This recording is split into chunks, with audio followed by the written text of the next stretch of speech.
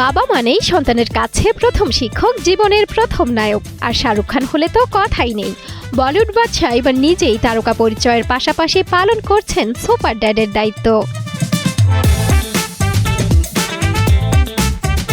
প্রায় 3 বছর পর কিং সিনেমার মাধ্যমে বড় পর্দায় ফিরছেন শাহরুখ খান।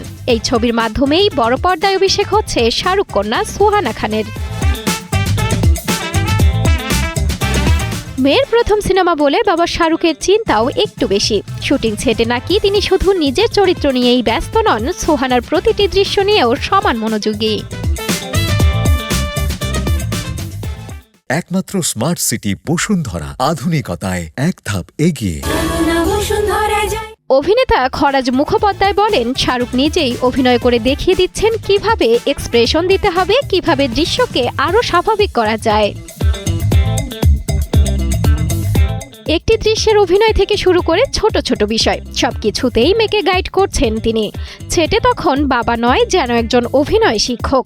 নিজের কাজের প্রতি শাহরুখের ডেডিকেশনও মুগ্ধ করেছে পুরো টিমকে। বাবা যখন শাহরুখ খান, তখন মেয়ের প্রথম সিনেমার প্রস্তুতিও যে হবে একটু স্পেশাল, এটাই যেন প্রমাণ করছে কিং এর সেটের গল্প। 24 ডিসেম্বর বড় পর্দায় মুক্তি পাবে বাবা মেয়ের এই নতুন জুটি। সঞ্জনা সাথী, কালের কণ্ঠ।